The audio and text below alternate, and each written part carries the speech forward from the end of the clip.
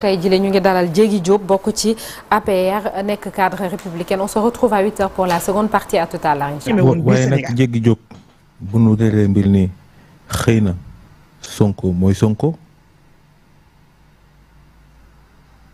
Sonko bu nekkee Sonko quel est le problème Sonko kañ mooy Sonko.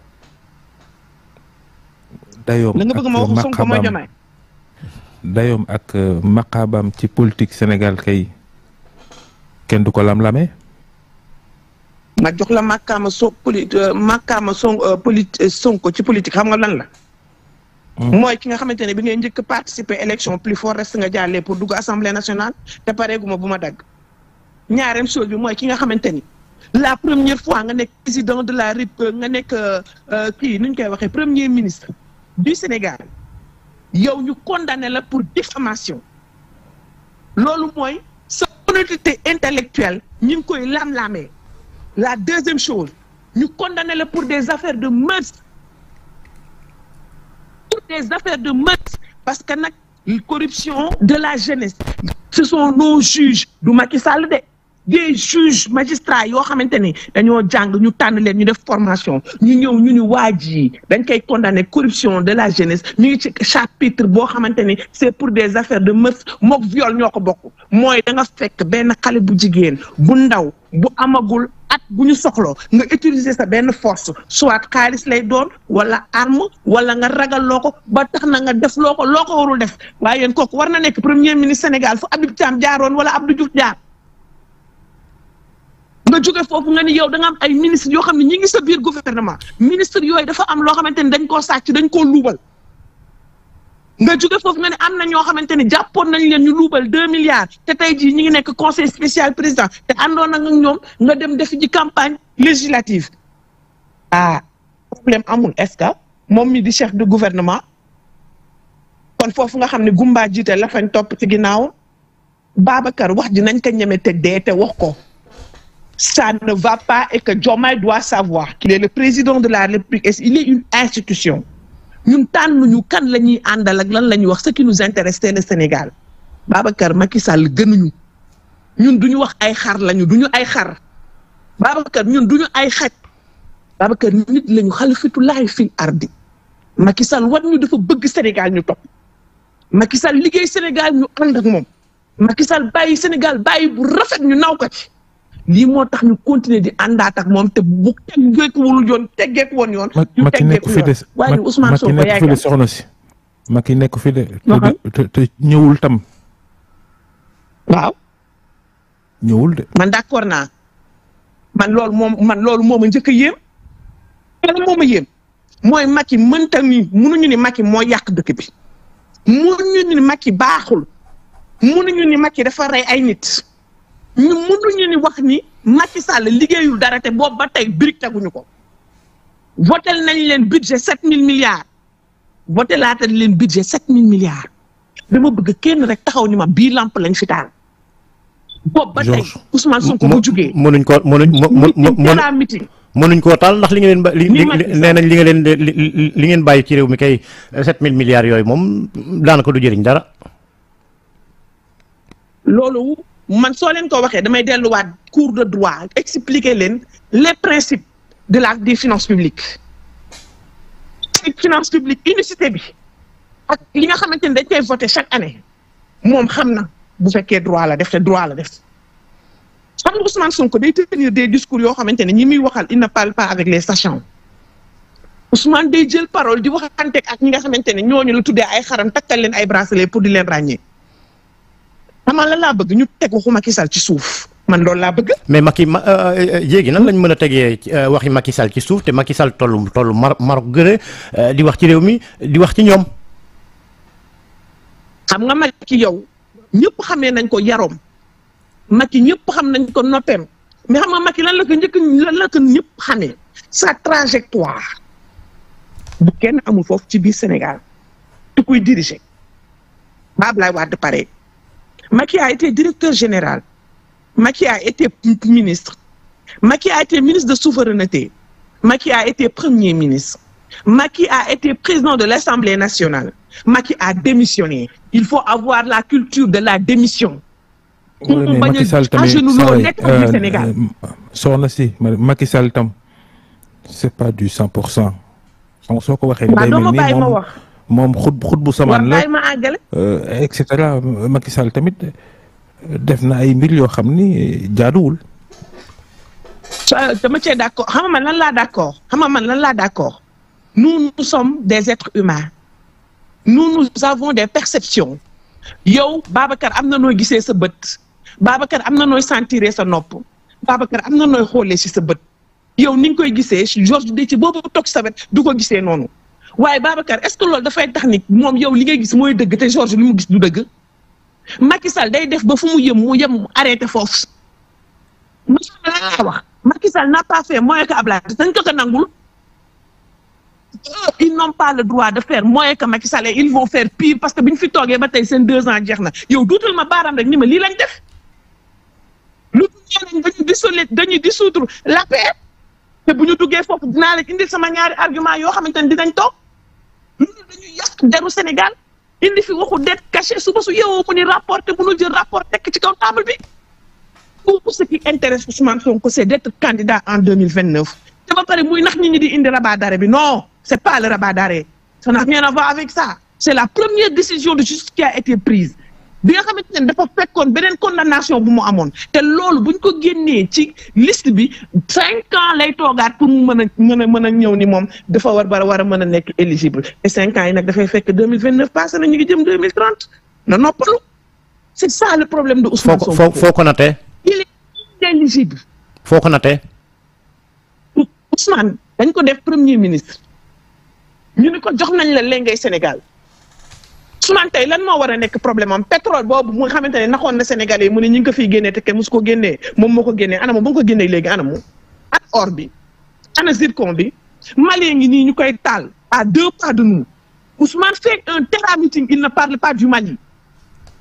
te nee na moom panafricain la jëlee boppam tuddee ko Thomas Sankara xaw ma Che Guevara yow Ousmane yow rek yaa mën yow rek yow yaa xam nga organiser ay meeting woo la jeunesse de ce pays neewoo leen comment faire pour trouver une solution ndax ñu xam nan la ñuy seetee des politiques même si la mission première d'un État ce n'est pas de donner de l'emploi mais nan la ñuy def ba ma dalal seen xel yéen ngeen mën a am liggéey waaye déedéet ay kii moo fi jaar kii moo Ousmane Sonko n'a jamais tenu un discours qui intéresse les Sénégalais loolu ba mu bëggee toog te boobu c'est des discours à muy def appel à l'insurrection ñuy wax ñu naan révolution yow Babacar Fall nañu àtte dëgg ak Déthié Fall Sénégal fan la Sénégal toogoon ba tax ñu naan révolution la ñuy def ban révolution waa ji organisé wul élection ba mu jekk daal di leen jox caat bi ñu jël avion bi tiit ba jox ko ni ko demal heure bu la neexee nga ñëw ñu taxaw naan dafa daw. Macky Sall fu mu daw jëm. lu ko tee ñëw. Macky Sall lu mu fi def heure bu ko neexee lay ñëw ba président nga gis moom mu jugee élection après rek mu jékki-jékki tëb ñëw Macky Sall bu ñëwoon tey ngeen tam ko dem sama waxu dem mooy sama waxu tey ndax Macky Sall bu ñëwoon léegi ñun tere na leen yëpp président bi si boppam moo ko wax nee na am na yu muy def ci suuf. kuy def ci suuf bu ñëwee dugg biir Sénégal mbaa bu defee ci kaw réew mi du daanu. nañu ñàkk bokk Ousmane Sonko ci élection présidentielle yi ñu dëgmal yéen a ngi koy wax rek waaye xëy na itam du demee noonu de mbiju droit moom droit la xëy na dina bokk. dama bëgg leeral benn yëf gis nga rabat d'arrêt bi. procédure exceptionnelle la boo xamante ni day am requête d'une partie mooy demander Cour suprême mu revenir sur sa propre décision ce n'est pas pour rejeter l'affaire non mais pour corriger benn erreur boo xam ne xalaat nañ ne am na dans l'arrêt qui est déjà rendu xam nga loolu buñ koy wax mu gën a yomb pour nit ñi mën ko comprendre le rabat d'arrêt se prononce sur les conditions de recevabilité c'est-à-dire est-ce qu'il existe un vice de forme ou tant impacter la solution du litige devant la Cour suprême. Si la Cour admet le bien fondé de la requête, elle ordonne le rabat. loolu jotewul dara ak Ousmane yow ndagam yow da nga waxoon lu nekk dëgg wala léegi fan la ñuy wàññee yëf yi à partir du rabat d'arrêt. xam nga yëf yi fan lay mujjee xam nga lu jàng fan lay mujjee Cour suprême wax na lu muy wax ba pare ah. laaj bi mooy fan la ñuy wàññee 5 ans yi nga xamante ne moom mooy inéligibilité bi ci rabat d'arrêt bi wala ci condamnation beneen ba. bu jiitu. ci condamnation bi lañ koy jëlee. ah kon kay 2029. 2029 dafay fekk na romb na. waaw kon kay bu ñu eggee 2029 war naa mën a. boo si yokkee 5 ans 2029 la.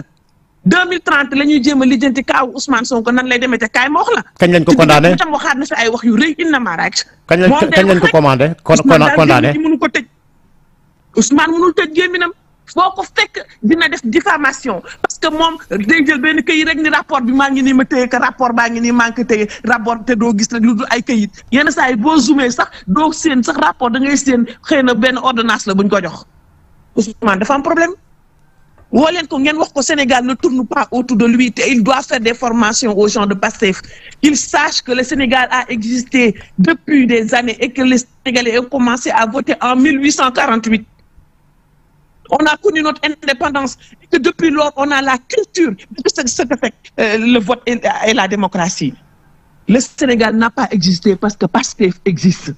Si kenn gënu fi nekk patriote kenn ñun dugguñu ci blanchiment d'argent defuñu dara.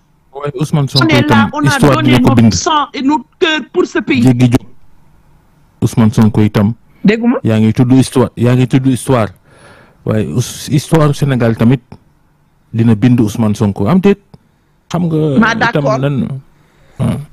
d'accord naa. mu ngoog. d'accord naa xam nga Ousmane Sonko nan la ñuy bëndee histoire. L'histoire retiendra que c'est une affaire privée entre un homme et une jeune fille de 20 ans qui a fait embraser notre pays pendant plusieurs années. C'est ça l'histoire de Ousmane Sonko. L'histoire de Ousmane Sonko est étroitement liée à Sweet Beauté. Ousmane Sonko a demandé à ce que ce Sénégal ñu taal ko. Et nag dama bëgg ngeen jël en compte deux choses pendant cette période. Il y avait la Covid-19, il y avait la guerre de l'Ukraine. Dafa tere Sénégalais yi lekk. Est-ce que dafa tere Sénégalais yi naan?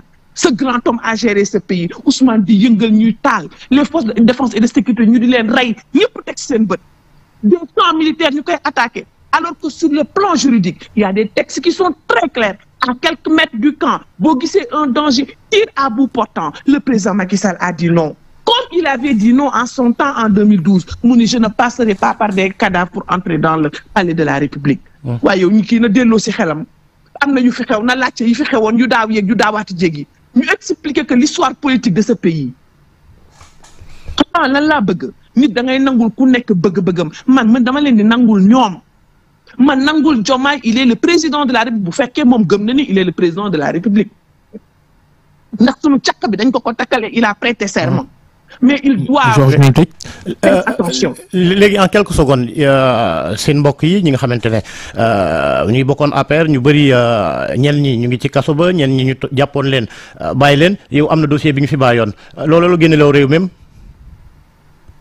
non man nag. tàmm naa aman gi loolu man tàmm naa alternance jot ma jël sama bagage dem sama yoon parce que ñoom bu ñu gañee ba ma nekkee ak Ablaye Wade Macky Sall gagné man dama génn Sénégal man Macky Sall moo ma jëlee Amérique li may wax télé laa koy waxee Marème Faye Sall mi ngi toog Aly Ngouille Ndiaye mi ngi toog ak Mimi Touré moomu mi ngi toog photo yaa ngi nii mën naa ko publier suba parce que lu tax jëpp sàcc xaalis du génn Sénégal après dem di lett mbaa di dem ci salon mbaa mu dem ci ay restaurant di liggéey garde sa dignité sa tête haute nous nous donnons pour ce Sénégal.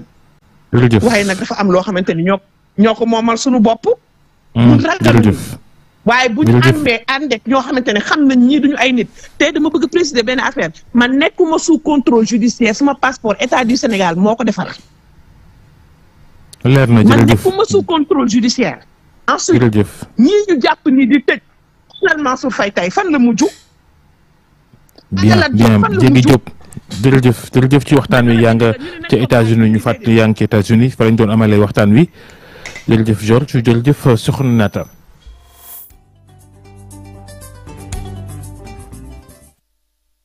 merci beaucoup équipe RFM matin yëpp Babacar Fall Georges Déthié Diop ak seen gan Diégui Diop ñu ngi leen di souhaiter une excellente journée avec les programmes de la radio Futur Média 8h jot na ci kanam bu leen fàtte dañoo pousse un jour au Sénégal un jour dans le monde ci ñaareelu pàcc bi et puis tey jile focus bi ñu delluwaat ci diwaanu Touba ak mbënn ma na mu sonalee askan wi ci nawet bile am na yenn kër yoo xam ne ndox maa nga fa ba tey dinañ fa dem jàngat bi tey dinañ ci ànd ak docteur Idrissa Ngom bokk ci association sénégalaise d'urologie ñuy waxtaanee novembre bleu muy weer bi ñu jagleel di sensibiliser nit ñi ci cancer yi mën a dal ay góor rawatina cancer prostate dinañ ci waxtaan.